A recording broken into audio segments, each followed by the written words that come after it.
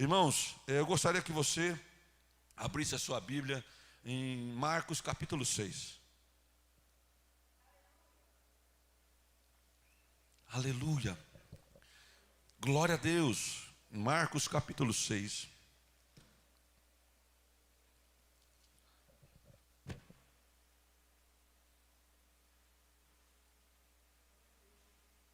Aleluia. 6 do 45 ao 56. Glória a Deus. Aleluia. Tema de hoje, uma lição inesquecível. Marcos, capítulo 6, verso do 45 ao 56, diz assim: imediatamente obrigou os seus discípulos a subir para o barco e passar adiante para outro lado a Betsaida, enquanto ele despedia a multidão. Tendo despedido, subiu ao monte para orar. Vindo à tarde, estava o barco no meio do mar e ele sozinho em terra. E vendo fatigados a remar, porque o vento lhes era contrário, por volta da 4ª vigília da noite, aproximou-se deles andando por sobre o mar, e queria passar à frente deles. Mas quando viram andar por sobre o mar, pensaram que era um fantasma. Deram grandes gritos, porque todos os viam e estavam aterrorizados. Mas ele logo lhes disse: tende bom ânimo, sou eu, não temais. Então subiu para o barco para estar com eles, e o vento se aquietou. Eles ficaram atônitos, pois não tinham compreendido o milagre dos pães. Antes o coração deles estava endurecido. Estando no outro lado, seguiram para a terra de Genezaré e ali aportaram. Saindo eles do barco, logo o povo reconheceu Jesus. E correndo toda a terra em redor, começaram a trazer os enfermos em leitos ao lugar onde ouvia que ele estava. Onde quer que ele entrava, em cidades, aldeias ou campos, colocava os enfermos nas praças, rogavam-lhe que ao menos o deixasse tocar na orla de suas vestes, e todos os que nele tocados eram curados. Aleluia! Que maravilha de texto, meu Deus poderoso é esse nosso. Todos aqueles de aldeia, no campo, na cidade, todos aqueles que nele era tocado, eram todos curados. Que maravilha! Irmãos, nós não gostamos muito, nem todo mundo gosta de provas e desafios, mas são elas que nos melhoram, nos aperfeiçoam. Eu aqui, enquanto eu preparava esse texto, o nome desse texto eu escolhi como uma lição inesquecível, mas poderia muito bem ter outro nome, como plano de chamada. Quem aqui já foi do exército ou foi militar, sabe? Quem já passou pelo exército aqui? Quem passou pelo tiro de guerra militar, sabe o que é plano de chamada, sabe disso?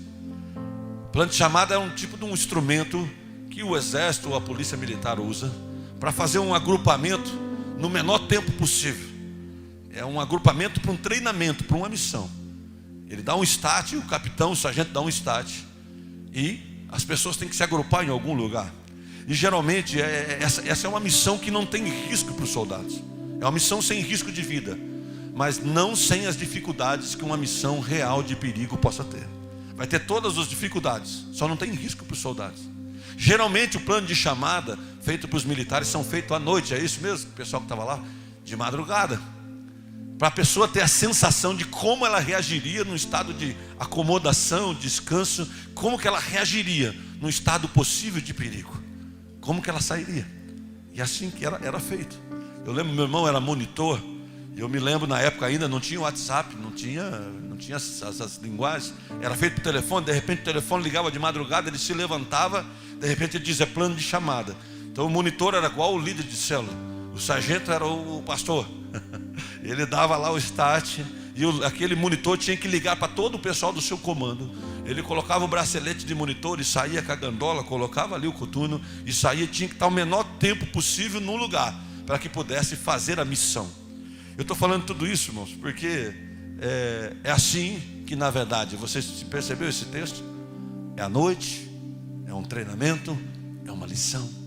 Jesus tinha um treinamento para os seus 12 recrutas, e o palco desse treinamento era um barquinho no meio do alto mar, onde Jesus mostraria toda a sua força contra a natureza e todo o seu comando contra todas as coisas, e daria a eles uma lição enorme, uma lição inesquecível. E eu começo aprendendo essa lição algo que está no verso 45, você está no texto aí. Verso 45 diz assim: imediatamente os obrigou os seus discípulos a subir no barco.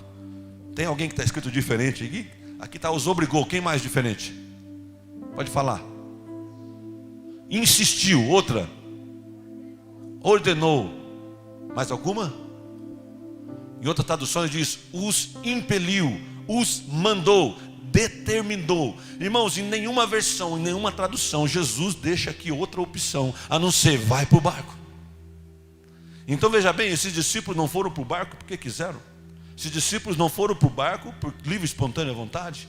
Esses discípulos não foram para o barco porque desejaram. Foram para o barco porque foram levados, impelidos por Jesus a entrar naquele barco. Todo aluno, se puder, gosta sempre de ficar perto do professor. Todo discípulo gostaria de ficar perto do seu mestre. Se Jesus tivesse perguntado aqui aos seus discípulos: olha, vocês vão para o alto mar, vocês preferem ir comigo enquanto eu fico aqui, ou vocês preferem sozinho? Fatalmente os discípulos dizem: não, Senhor, nós queremos ir com o Senhor. Mas como Jesus tinha uma lição para dar, sem ele no lugar, Jesus os ordenou, disse: eu quero vocês no barco. Você está entendendo a primeira coisa? A primeira coisa que eu entendo é que Deus manda, Deus ordena, Deus determina, Deus nos impele em algum lugar. Você está entendendo por que você está no barco onde você está? Você está no barco que você está porque Jesus ordenou. Eu estou aqui no barco porque Jesus ordenou. A sua história está nesse lugar que ela está agora porque Jesus ordenou. Porque para acontecer algum treinamento, para acontecer alguma lição, tem que ter alguém que manda e alguém que obedece. Deus manda porque Ele pode, e eu e você obedecemos porque temos juízo. A gente não é doido. Primeira coisa, Deus é que manda. A segunda coisa que eu tenho que aprender: nós tínhamos uma missão, passar do outro lado. Está no verso 45, na parte B do verso. Imediatamente obrigou os seus discípulos a subir para o barco e passar adiante dele para o outro lado, em Betsaida. Irmãos, eles remaram e tinham que chegar ao outro lado. Essa era a vontade de Jesus e essa era a determinação dele, para que eles fossem para aquele outro lado. Irmãos, se fosse eu falando: olha, nós vamos chegar do outro lado, você podia falar: será que nós vamos chegar do outro lado?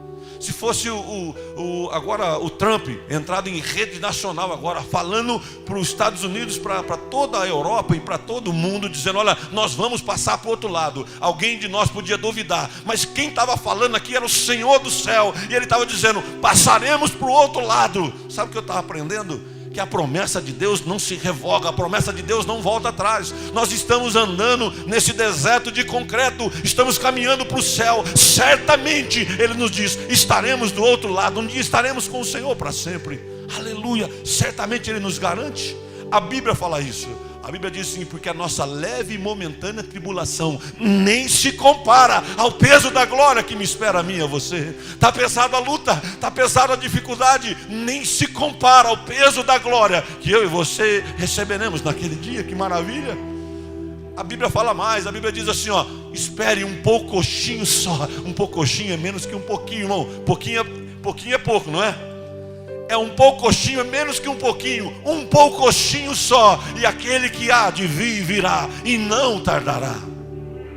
E a Bíblia diz mais, e a Bíblia diz assim: o mesmo Senhor que nós vemos Ele subir ao céu, o mesmo Senhor com alarido e voz de arcanjo, descerá com som de trombeta, e os que estiverem mortos ressuscitarão primeiro, e nós, os que estivermos vivos, o encontraremos com Ele nos ares, estaremos para sempre com o Senhor. Aonde Ele estiver, estaremos também. Que maravilha, irmão. Você espera por esse dia, você espera.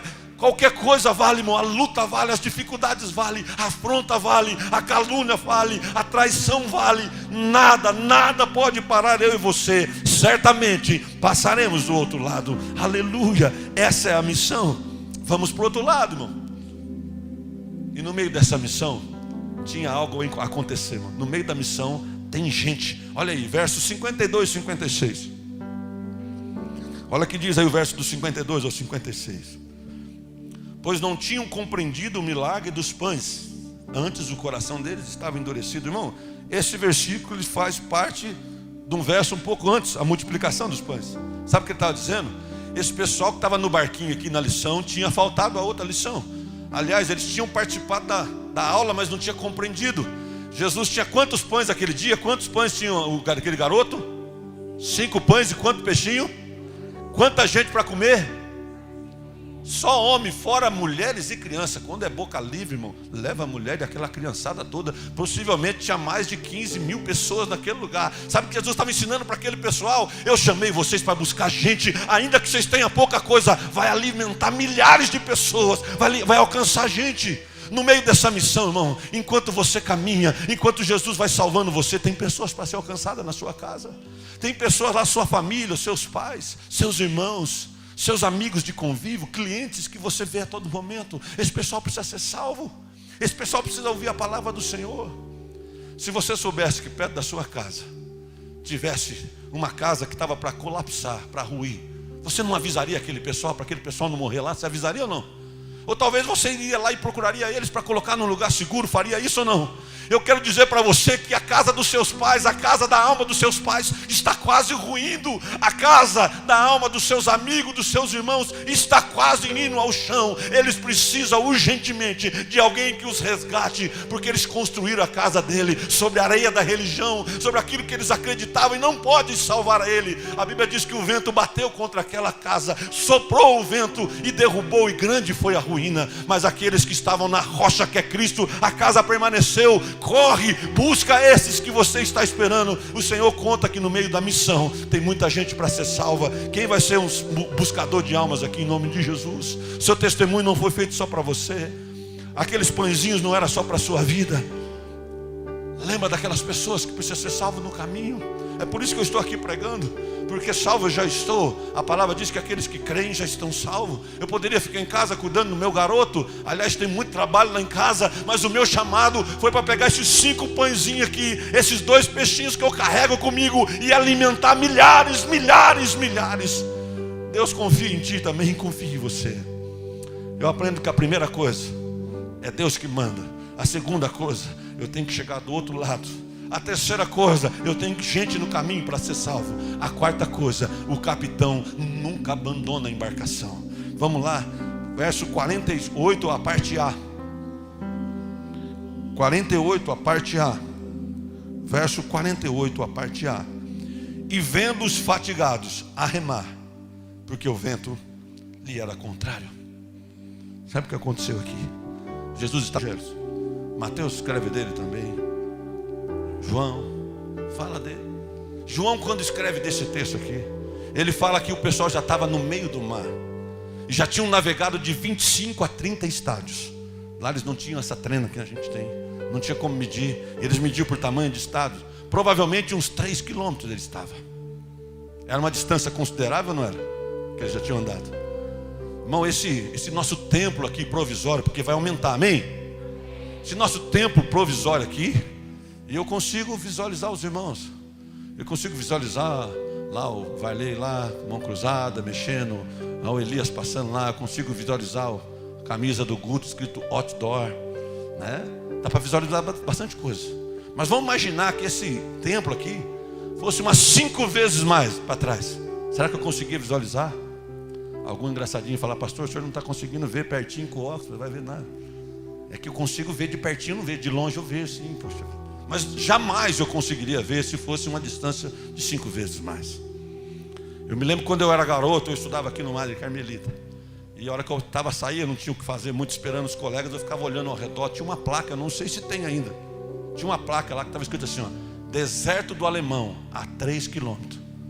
Você quer saber a distância? Do deserto, do Madre Carmelita até o deserto do Alemão. Uma distância boa ou não? Pastor, onde o senhor quer chegar com isso?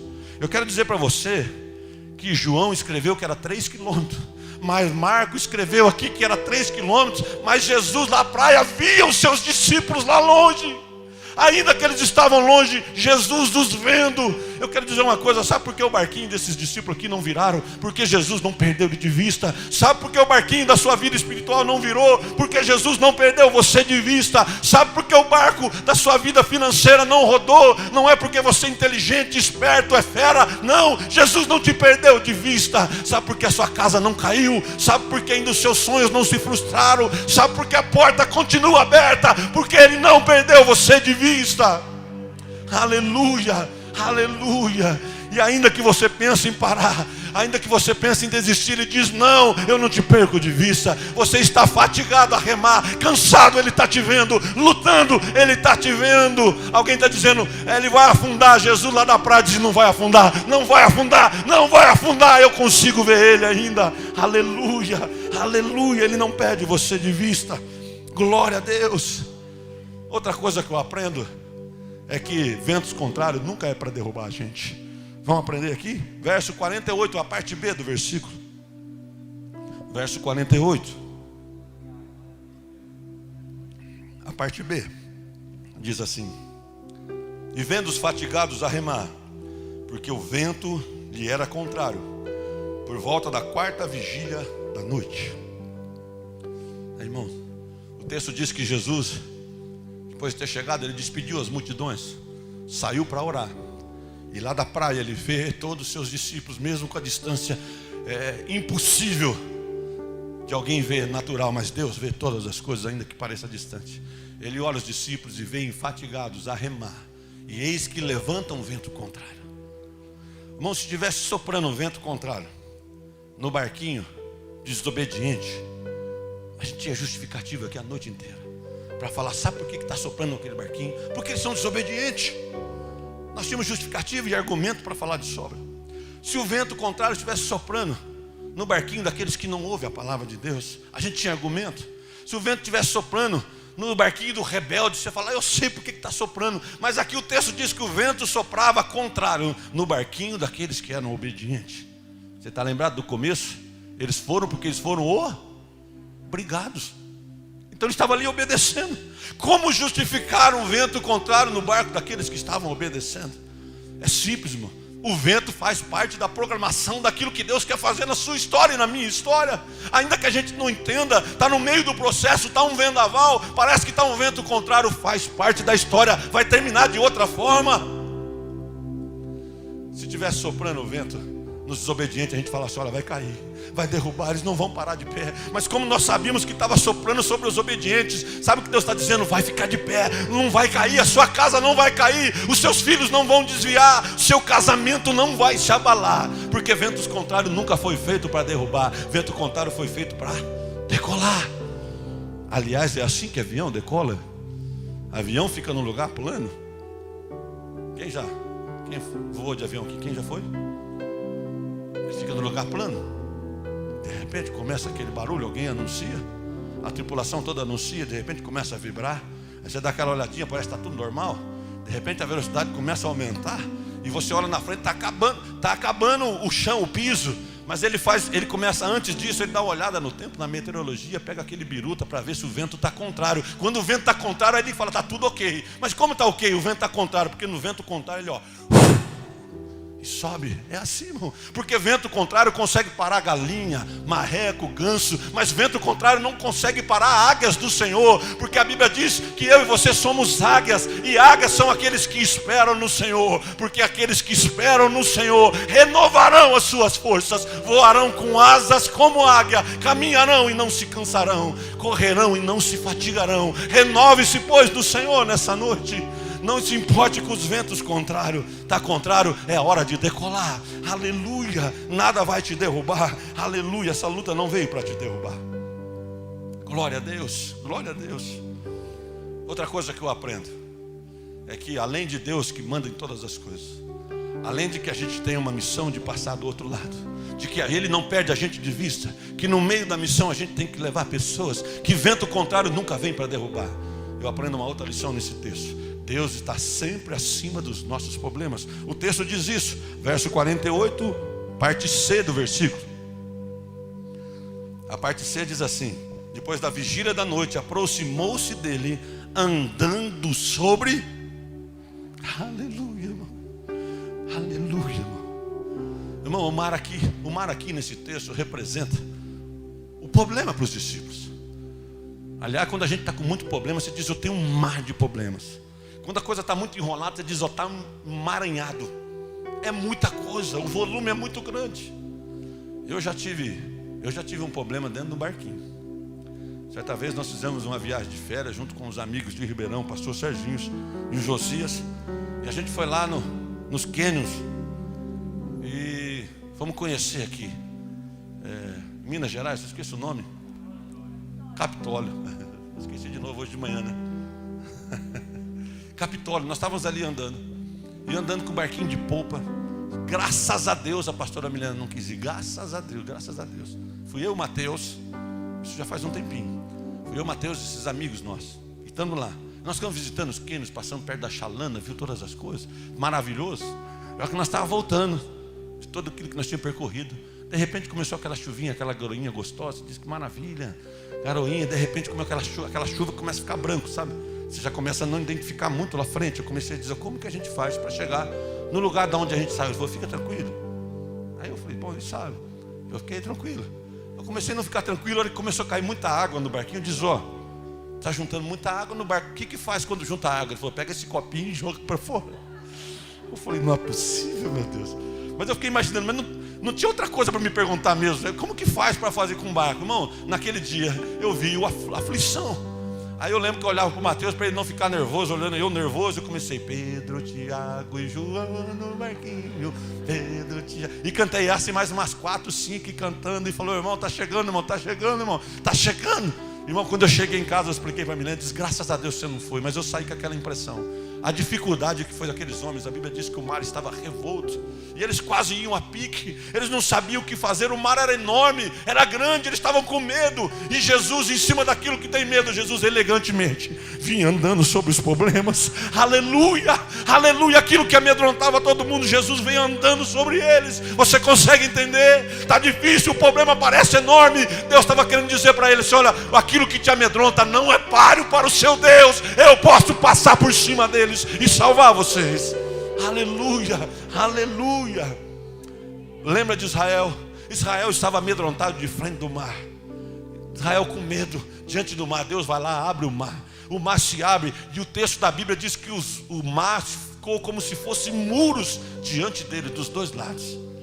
E aquilo impedia deles ser afogados. Sabe o que eu aprendo? Deus está dizendo assim, aquilo que te assombra, aquilo que te assusta, eu vou usar como proteção e segurança para a sua vida. Aquilo que parecia o seu fim, vai ser um testemunho aqui um dia, em nome de Jesus. O inimigo não pode com aqueles que o Senhor escolheu para vencer, aleluia, aleluia. Quantos testemunhos tem pessoas aqui que estavam fim na história dele, estava o fim, quantos testemunhos, a história estava no fim, Deus salvou você. Tem tantos outros assim. Outra coisa que eu aprendo no texto, que além de Jesus andar sobre os problemas, eu e você temos que aprender a andar sobre a palavra dele. Verso 49.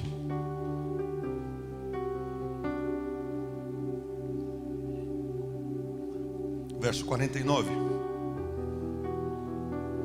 diz assim: mas quando viram andar sobre o mar, pensaram que era um fantasma, deram grandes gritos, porque todos os viam e estavam aterrorizados. Mas ele logo lhe disse: tem de bom ânimo, sou eu, não temais. Irmãos, todos estavam ali com medo, gritando. Veja bem, irmãos, eles não gritaram com o vento, não gritaram com a onda, gritaram com o vulto.